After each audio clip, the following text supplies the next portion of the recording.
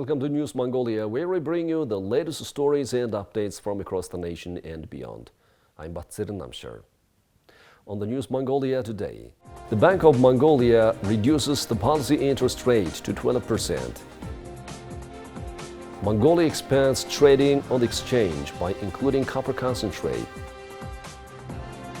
Gender stereotypes indeed contribute to the violation of men's rights. For the news, stay tuned.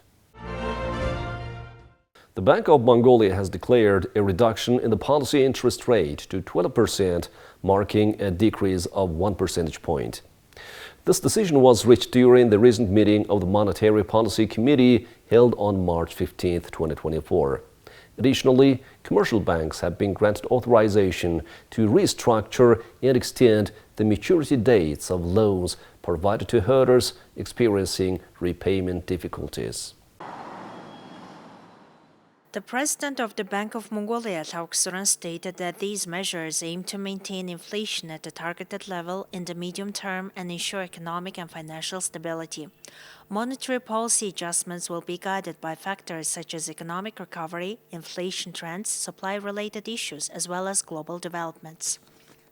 President Lauksuran highlighted the decline in inflation due to stabilized supply-driven price increases, strengthening of the Mongolian tugrek against foreign currencies compared to the previous year, a slowdown in the growth of import products and transportation costs, and the positive outcomes of policy measures implemented over the past 2 years. Previously, during its December 2023 meeting, the Monetary Policy Committee opted to maintain the policy rate at 13%. The Mongolian government has announced plans to facilitate the trading of copper concentrate on the exchange as part of its ongoing efforts to diversify its mineral trading portfolio. This initiative, outlined in February of this year, represents a significant step towards broadening the scope of commodity exchange in the country. A meeting was organized by the Minister of Mining and Heavy Industry and the Irdent Mining Corporation, state-owned enterprise. The primary aim of the gathering was to introduce the trading conditions for copper concentrate to both foreign and domestic investors, along with other stakeholders. Various aspects related to copper concentrate trading on the exchange, including accreditation procedures, laboratory and warehouse capabilities, as well as spot and forward trading mechanisms, were discussed during the session. Recent statistics indicate the substantial impact of exchange trading on Mongolia's minerals sector. By the end of the previous year, the exchange had facilitated the trading of 14.9 million tons of coal and 604.8 thousand tons of iron concentrate, generating total sales amounting to approximately $2.2 billion. This performance underscores the efficacy of the law on mineral commodities exchange, which has been in effect for the second consecutive year. Traditionally, the exchange has facilitated electronic trading of commodities such as coal, iron ore concentrates, and fluorspar concentrates, resulting in price increments and increased volumes of exported mining products. The successful implementation of commodities exchange trading has significantly contributed to the realization of mining and export targets. Irdent Mining Corporation SOE and Oyu Tolgoi Company are currently the primary exporters of copper concentrate, with Irdent Mining Corporation SOE already having secured a long-term sales contract. The corporation is poised to initially allocate 5 to 10% of its copper concentrate for exchange trading, with plans to increase this proportion to 20 to 50% in subsequent years. Similarly, the Oyu Tolgoi Company, having finalized a long-term contract for this year, is anticipating to begin exchange trading of its copper concentrate next year. The Mongolian Stock Exchange Joint Stock Company says they are ready to trade copper concentrate. They started trading iron ore concentrate September of last year and have over 270 buyers in their system, mostly from China. They have the technology and setup to increase the trading.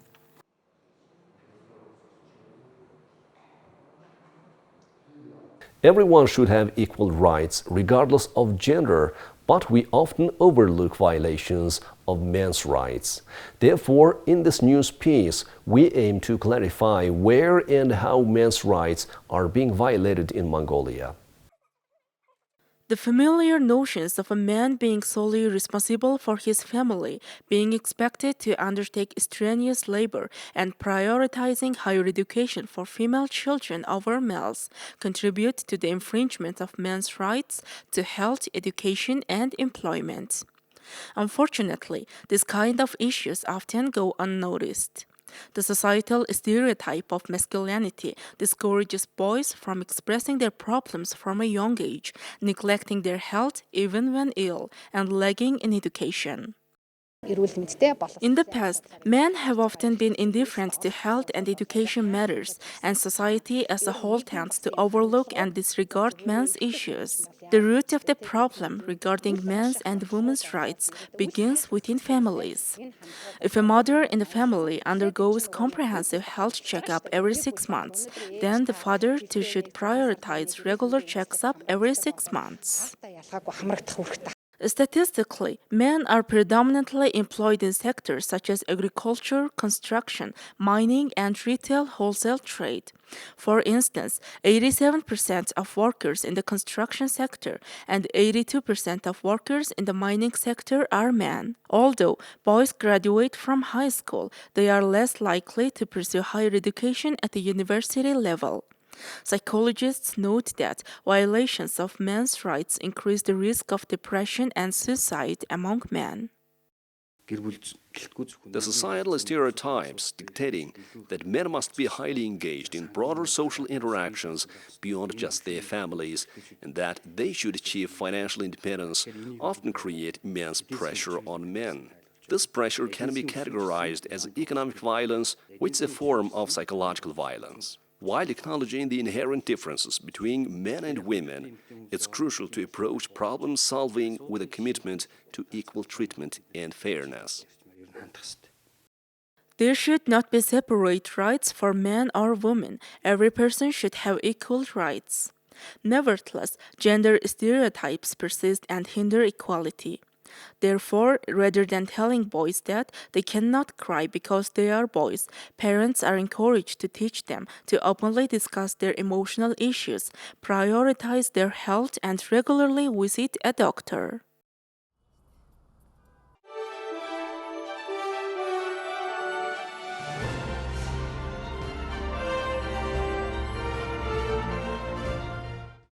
Now let's take a look at the currency exchange rates provided by Mongol Bank.